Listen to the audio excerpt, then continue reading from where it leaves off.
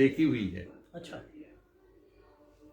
तो वो चित्र ऐसा लगता था कि जैसे उनके पिताश्री बोल पड़ेंगे बस। वाह। मतलब इस साधक ने अपनी आत्मा, जिसको कहते हैं सारा का सारा, उसमें समा दिया था, उड़ेल दिया था। हाँ, उड़ेल दिया था सभी कुछ। तो वो चित्रकारिता आप देखिए, घंटों खड़े हैं एक तूलिका लिए हुए, जी जी जी। और वही तूलिका कलम बन के नाटक लिख रही है।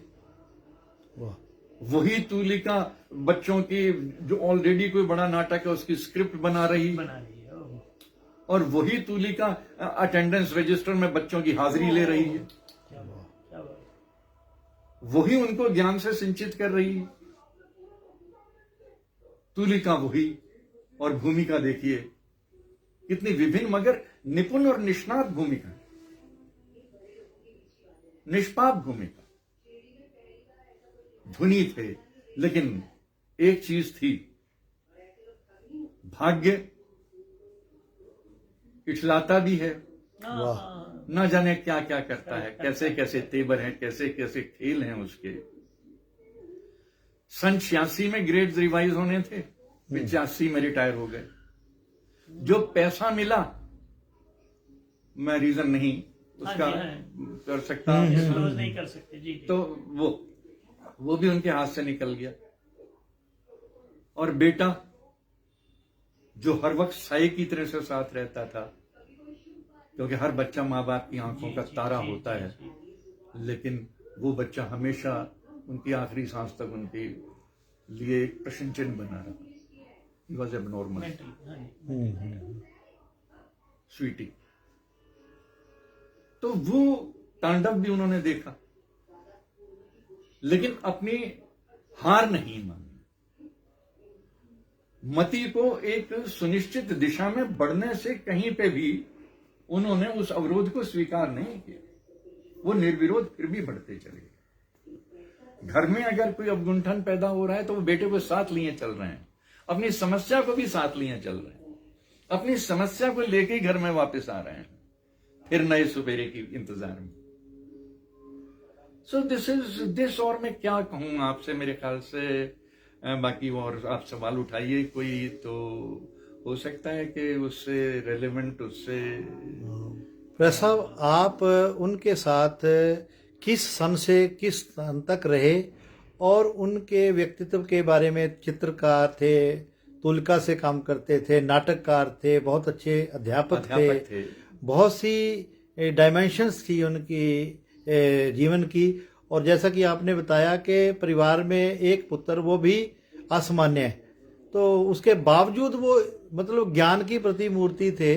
और ये हमने जो ज्ञान सम्मान उनको समर्पित किया है, और अध्यापन के प्रति और रीडिंग के प्रति, पढ़ने के प्रति, जो नई जनरेशन में, टीचर्स में, स्टूडेंट्स में जो बुक रिव्यू का वो शुरू किया है, तो उसमें प्रोफेसर बलदेव राज जी जो एक प्रेरणा के रूप में काम करें, इसके अलावा जो आपने बताया कोई और एस्पेक्ट उनका जो है, आप क्या कहना चाहेंगे उसके बारे में? बाकी तो ऐसा है साहब, एक मंच संचालन, वो मेरे साथ बहुत उनका ये तजुर्बा। आज भी रिटायर होने के बाद एबीसी सीखने की कोशिश करता हूं मैं, जबकि उनके होते होते ही उन्होंने स्टेज प्रोफेसर इंद्रजीत और मुझे सौंप दी थी। और हम आखिरी सांस तक ये संचालन करते रहे। देखा सर हमने आपको, बिल्कुल, लेकिन यूथ फेस्टिवल में और अदरवाइज भी, चाहे वो स्पोर्ट्स मीट हो, चाहे वो प्राइज डिस्ट्रीब्यूशन फंक्शन हो, चाहे वो कॉन्वोकेशन हो, चाहे कोई एक साहित्यिक गोष्ठी हो, उसकी नीरसता या नीरवता को मिटाने में और उसमें अपने ही ढंग के रंग भर देने का जो जज्बा, वो इनके पास है, और जलवा, ओहो क्या बात है, जो प्रोफेसर बलदेव राज के पास था, काश उसका हम अलिफ भी अगर हमें मिल जाए, पे तक की तो हम कल्पना नहीं कर सकते, तो हम बहुत सौभाग्यशाली समझेंगे। धन्यवाद प्रोफेसर, बहुत धन्यवाद आपका। नहीं, आपने सर। इतना सब उनके बारे में, बहुमुखी नहीं, मैं प्रतिभा के बारे में इतना नहीं, सब मैं बिल्कुल प्रकाश स्पॉन्टेनियसली डाला उनकी, मैं नहीं, प्रकाश डाला उनकी पूरी प्रतिभा। ये तो अरोड़ा साहब, ये सब एक संगत है। जी आप मेरे लिए, मैं जानता हूं अपने समय की सीमा को, लेकिन लेकिन आपकी इतनी, मेरा मन करता है हम सारी रात यहाँ बैठे रहें। जी इतना, ये व्यक्ति ही तो माहौल बनाते हाँ जी हैं, जी जी बिल्कुल। वरना तो चल ही रहा है सब कुछ जो है सो है। कल टाइम और मैं नहीं- समझता टाइम हूं नहीं कि- निकाल पाएंगे प्रोफेसर। प्रोफेसर बलदेव राज की रूह भी मेरे ख्याल से शायद कुछ पता नहीं क्या सोचती होगी। धन्यवाद है ये सर। उन्हीं का, सर बहुत जो अच्छा कुछ भी लगा। मैं बोला हूं आपकी प्रेरणा से, उससे, आपके सद्भाव से, शायद वो अपने बारे में तो नहीं बोल रहे थे, लेकिन उन्होंने कहा देख ले माथुर, जो तू ठीक समझता है ठीक बता समझे दे। वो बता। धन्यवाद धन्यवाद सर, बहुत बहुत आपके पास आके और आप